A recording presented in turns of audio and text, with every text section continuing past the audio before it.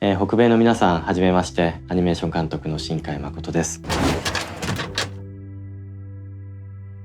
いや全く今みたいな状況は想像もしていませんでした。最初に僕が映像を作り始めた時は、具体的に見てほしい人がいたんですね。それは自分の家族であったりとか、あるいはその時自分が好きだった人であったりとか、数人の人に見てほしいと思って、星の恋という作品から作り始めました。それからだんだん作るにあたって、気持ちは少しずつ変わってきて、今ではそうだな、自分がきっと生きていて一生出会うことがないであろう人にこの映画を見てほしいなというふうに思って作ったりはしているんですね。ただ自分が一生会うこともないであろう人に見てほしいという気持ちはあるんですけど、ただそれが今回の結果のようなその何百万人とか、あるいは1000万人とか、そういう大きな数字の人っていうのをイメージできたことは一度もないです。いつも自分が観客をイメージするときに頭に思い浮かぶのは高校生ぐらいだった時の自分の姿だったりするんですね。学校から帰ってきて、で自分の部屋に入って一人で机に座って、でなんとなくその学校の勉強をする気持ちにもならず、本を読む気持ちにもならず、なんとなくぼんやりと外を見ていた時の自分、あの時の自分と同じように学校から帰ってきて、その家で何をやるでもないそういう時間を過ごしていた自分のような観客が今でも世界のどこかにいるような気がするんですよね。そういうどこか一人にいる、思春期の人に向かって今も映画を作っているようなつもりでいます。君の名はのアイデアは、そもそもは僕が東宝という日本の映画会社と、仕事をやろうというふうに決めて、で、そろそろ映画の企画書を出さなければいけないという事情というかね、そういうタイミングがあったんですね。映画を作りたいので何か企画書を書きますという話を東宝として、で2週間ぐらいかけて一本の企画書を書いたんですが、そんなふうに宿題に取り掛かるように、何か新しい作品を作ろうと思って、始めたのが最初のきっかけですね。朝目覚めてこれを作ろうと思ったわけではないです。割とそれよりはもう仕事としてまずはどんな話が作れるんだろうかっていうふうに考えていったりしました。でその中で一番君の名はにつながる一つ大きなアイデアとなったのが、僕が君の名はを作る直前まで作っていたテレビ CM なんですね。日本の Z 界というなんですかね、受験産業のその塾の会社があってですね、そのための CM を2分間の CM を、2013年に作ったんです。でその内容が、そうですね、東京に住んでいる少年と、東京から遠く離れた離島に住んでいる少女がいて、その2人はまだ出会ったことがないと。ただお互いのことをまだ知らないんだけど、大学受験という同じ目標に向かって2人は勉強していると、そういう映像を作ったんですね。でその別々の場所に住んでいるんだけれども、いつかこの2人は出会うんじゃないかっていう物語が、もっと長編映画になりうるんじゃないか、そんな気持ちがあって、そのクロスロードという、作品、自分が作った作品を一つベースにして、物語をどんどん広げていって、君の名はの、元の形になっていきました。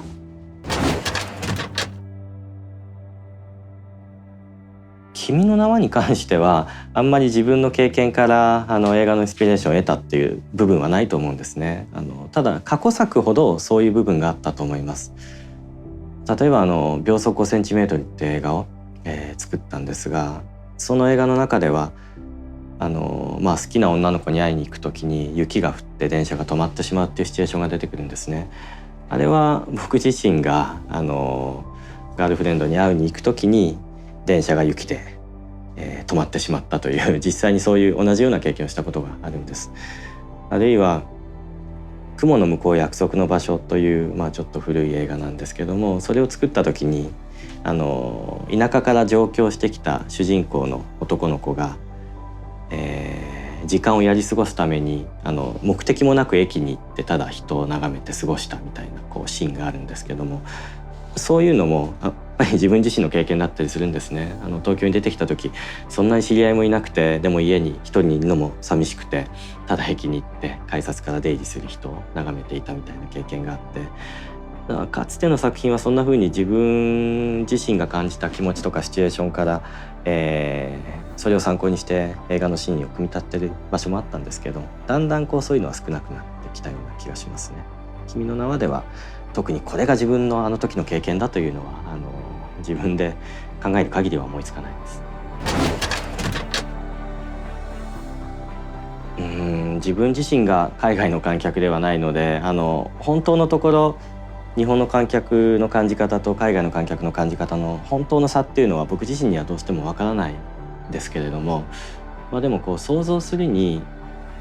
物語の基本的な部分っていうのは日本の観客だろうと海外の観客だろうと同じようにきっと楽しんでもらえると思うんですね。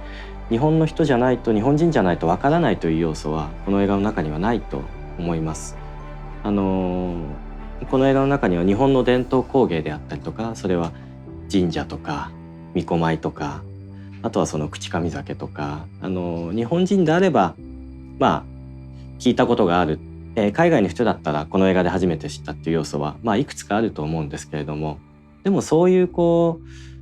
日本の伝統工芸の要素っていうのも日本人の今の普通の日常なわけではないと思うんですよね。僕たちは昔は神社であったりとか、例えばこの映画に出てくる組紐っていう伝統工芸は日本人にとってもう少し自分たちの日常の中に含まれているものだったかもしれませんけども、今の観客にとってはやっぱりどこか距離のある少しファンタジックなものだと思うんですよね。その意味では海外の観客の方が日本の伝統工芸からの距離は遠いかもしれないけど、でも日本の観客だってやっぱりある程度離れているわけだから、そこの理解はあんまり差がないような気がします。この映画の中では三葉が作っている組紐という伝統工芸を時間の流れに例えたり、人と人を結ぶ赤い糸に例えたりしていますけど、きっとそういう感覚って、アジアだろうがヨーロッパだろうがアメリカだろうが多分どこかみんな持ってると思うんですよね。理解ができないということはきっとないんじゃないかと思います。でも一方で何か日本の観客にしか受け取れない要素があるんだとしたら、それはもう日本語の言葉に関わるところだけなんじゃないかと思います。この映画って滝と三葉が男の子と女の子が入れ替わる話なので、その日本語の認証が変わるんですよね。日本語って男の子は自分を言うときに、自分を指すときに俺とか僕とか言ったりしますが、女の子は私って言ったりするわけです。英語だと基本的に愛だったりすると思うんですけども、でも日本語はそれよりもうちょっと認証がたくさんあって、そういう言葉遣いの部分でどうしても言語の違いで抜け落ちてしまうというところはあるとは思うんですけど、でも映画を楽しむためにそれが何か致命的になるということは全くないと思います。そうですね、君の名を見たお客さんから新海さんちょっと変わりましたねみたいに言われることが割と多いんですね。そうだな、僕の今までの過去の作品はどちらかというと少し悲しいムードで進んでいく作品が多くて、それに比べて君の名はっていうのは多分もっとちょっと元気があって、でところどころにコメディの要素があったりする作品になったので、それを見てあれどっか変わりましたかっていうふうにお客さんは聞くと思うんです。ただ何か大きく変えようと思ったわけでもなかったような気がします。毎回毎回その一本の映画を作るのにもういっぱいいっぱいで、ですから2013年に作った琴の葉の庭という映画は2013年の時点の自分のベストだったと思うんですよね。で君の名を作り始めた2014年はベストを尽くそうと思って作ったものが結果的に君の名はっていう形だったんだと思います。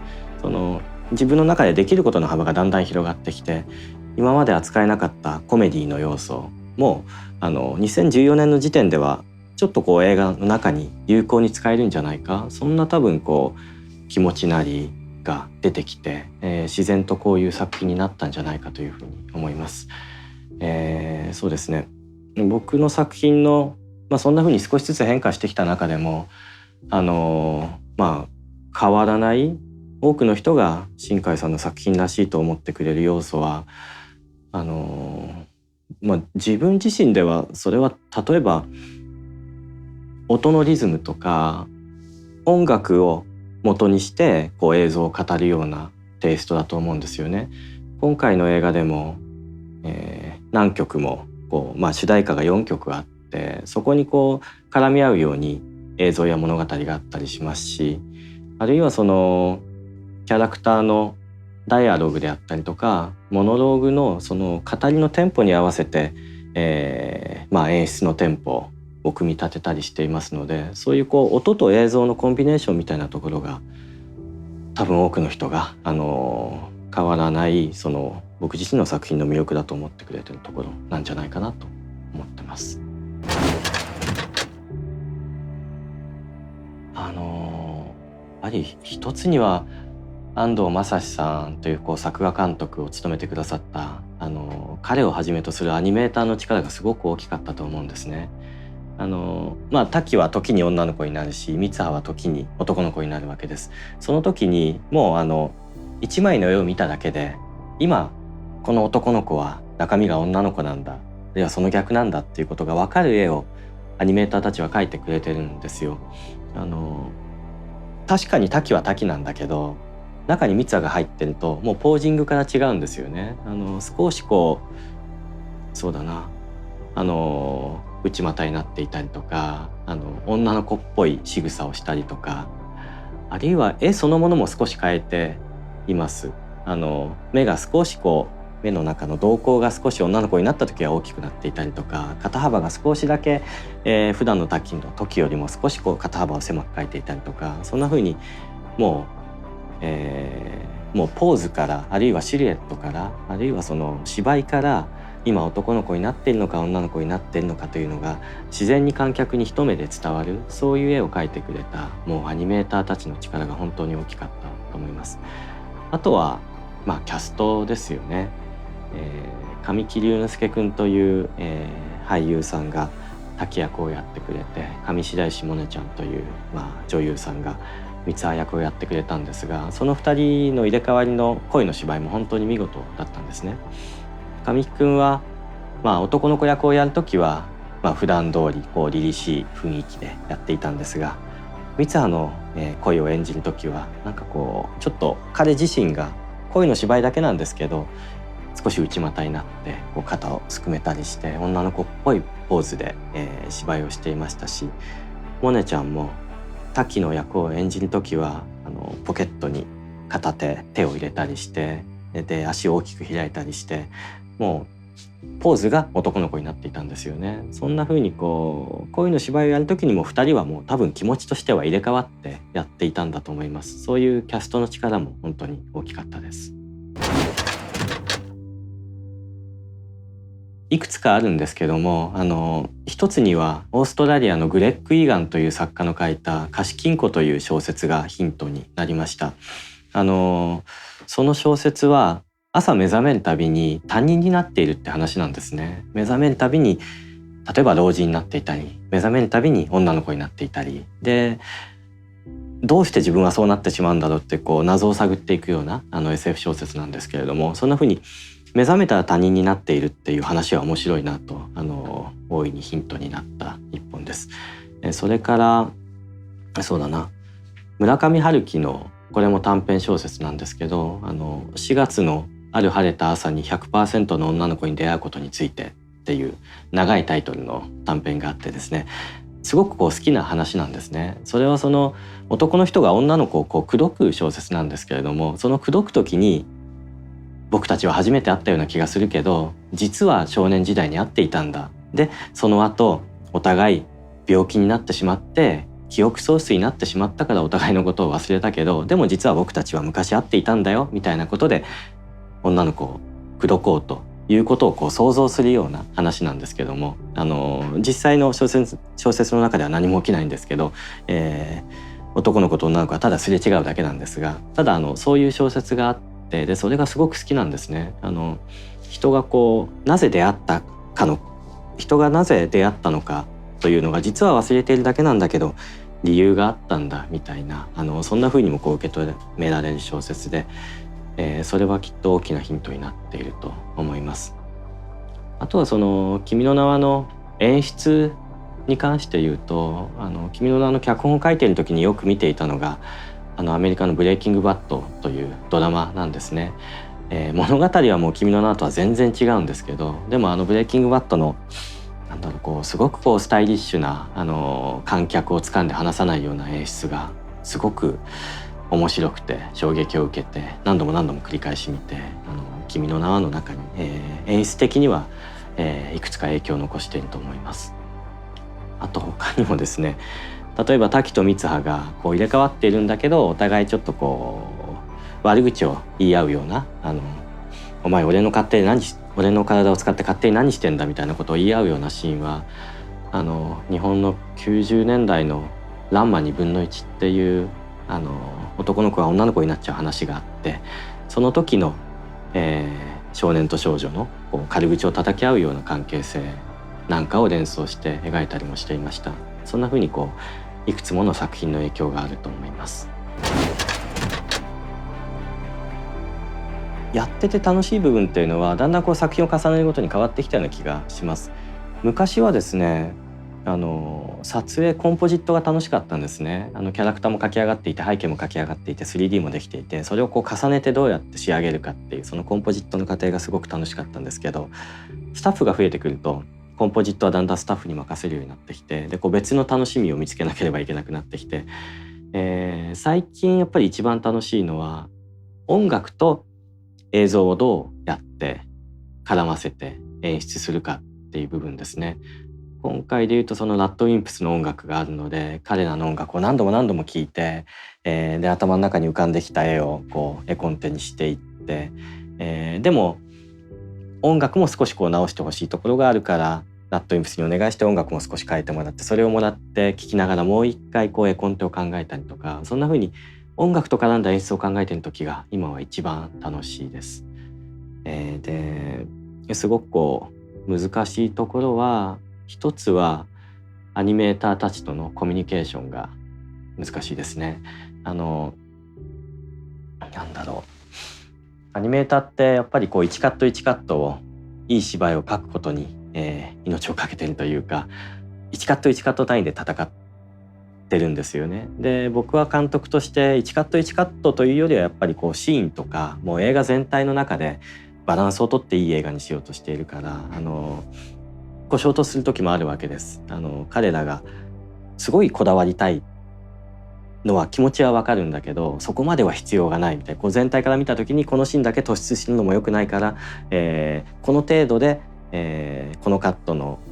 アニメーションは止めておいた方がいいみたいなこう判断もあったりして、そういうところでアニメーターとこう価値観がぶつかったりもするので、そういうところは割とこう困難を感じるところですね。そうですね、僕のスタイルになっているんじゃないかと思います。もともとそういう話が多分僕は好きなんですね。中学生ぐらいの時に読んですごくこう、衝撃を受けた SF 小説があって、ちょっと古い小説なんですけども、トーマス・ゴードンという人の、冷たい方程式っていう小説があるんですね。それはこう、宇宙船があって一人乗り宇宙船に乗ってる男がいて、一人乗りだから一人乗り分の燃料しか積んでいないんだけど、そこにこう一人密航者の少女がいたっていう話なんですよ。で密航者の少女がいると宇宙船の質量が増えてしまうから持っている燃料だけでは目的地にたどり着けないと、それはもうなんていうか気持ちでどうなるものでもないんだと。少女を助けてあげたいけど、でも少女と一緒に目的地まで行く燃料はないから、もう少女をこうエアロックから外に出して殺さなければいけないっていう、こう判断を迫られる話なんですよね。そういうことって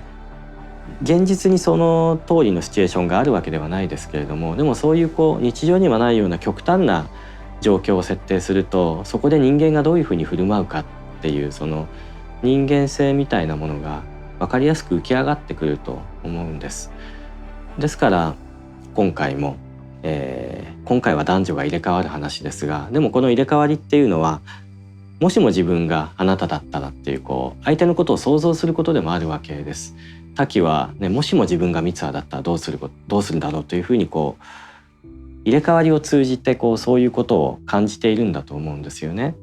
あるいは僕たちは君の名の映画を見て、もしも自分がタキのように入れ替わったら、そして三葉の立場になってしまったら、災害が起きると分かっていたら自分はどうするんだろうかっていうふうに考えていくと思うんです。そんなふうにこういうサイファイの特殊なシチュエーション設定っていうのは人間がその人がどういうキャラクターなのか、いざという時にどういう行動をするのかっていうのをすごくクリアに浮かび上がらせてくれる機能があると思いますので、そうですね、そういう、手法が僕は好きなんだと思います。そのテクノロジーの役割を世間のイメージとは違うやり方で映画の中で使いたいという気持ちは特になかったんです。自然に作ったものが今回の映画だったんですが、ただ僕は個人的に、なんだろうな、対面での関係性、その実際に会ってそこで初めて大切な関係が築けるんだっていう考え方をしているわけじゃないんですね。別に実際会っていなくても実際会った人以上に深い関係をネットの向こうの相手と結ぶことはできると思うんです。そういう人は実際たくさんいますし、僕も昔からメールをくれる、でも10年一度も会ったことがないっていう人はやっぱり何人もいますし、SNS で知り合ったことをSNS で知り合ったのをきっかけに結婚する人だってたくさんいますよね。ですからなんだろうな、人は実際に人と人と会わなければ、分かり合えないんだみたいな考え方は全くしてないですね。最初のシノプシスから複雑な物語に複雑なタイムラインを持ったものにしようと思っていました。っていうのは観客に予想させない物語にしたかったんですね。観客に予想させないためにはやっぱり何か複雑なものがないと、容易にこの映画ってこういう話だよねって分かってしまったらそこで諦めてしまうと思ったので、そのために最初から複雑なタイムラインを持った物語を作ろうと思ったんですね。ただ、実際言葉にするのもちょっと難しいぐらいこの映画の中の時間の流れっていうのは少し複雑なんですけども、でもそれを完璧に映画の中で説明しようとするのは最初から諦めていました。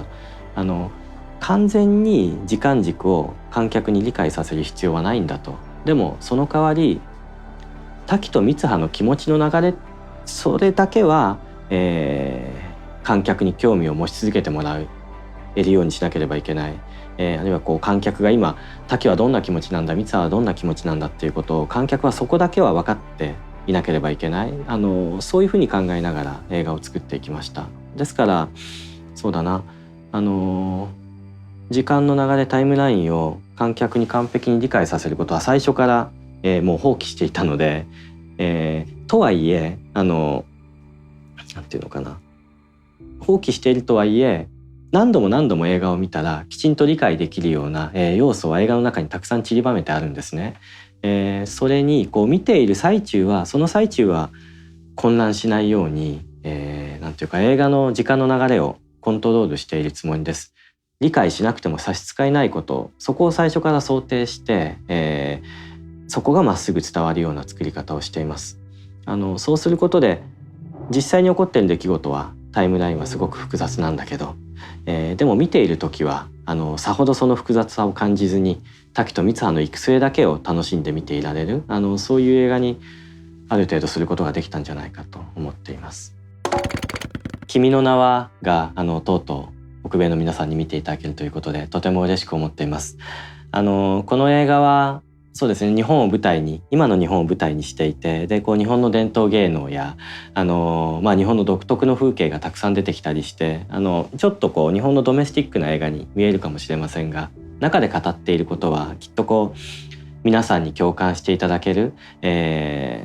画にしているつもりです。誰が見てもきっとどこか思い当たるところがあるような映画になっているんじゃないかと思います。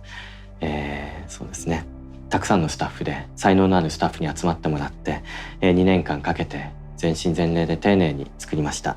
もし、この映画を見て少しでも気に入っていただければ嬉しいです。そして次回作もできれば少しでも早く3年以内ぐらいに出すことができればというふうに思っていますので、この映画を気に入っていただけたら、